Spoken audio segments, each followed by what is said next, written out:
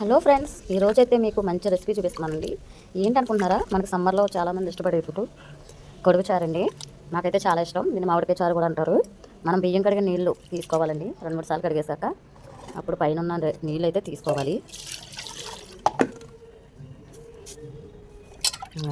కొడగండి, ఇది గింజ అండి. అన్నం వచ్చేసిన గింజ ఉంటుంది కదా, అడిగిన గింజ తీసుకున్నాను ఫ్రెండ్స్. ఇదేమో కొడగండి. గంజి రెండు కూడా మిక్స్ చేసేసుకోండి ఫ్రెండ్స్. అలా మిక్స్ చేసేసుకోవాలండి.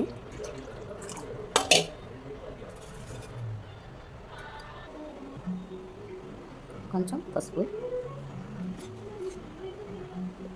కొంచెం కారం, అలాగే ఉప్పు మనకు తగినంత తీసుకోవాలండి. ఎంత కావాలో అంత.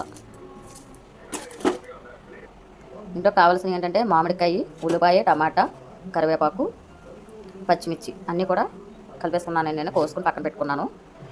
అప్పుడు దీంట్లో అయితే వేసేసుకోండి. టమాటా కూడా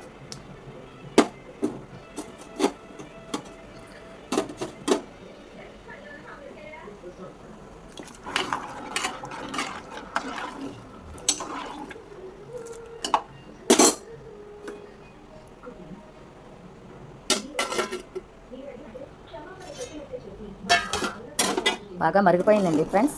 చూడండి ఫ్రెండ్స్ ఎలా మరిగిపోయిందో. బాగా ఉడికిపోయాయి కూడా ఇవి. ఇప్పుడైతే మనం పోపు పెట్టేసుకుందాం. పోపు అయితే తీసి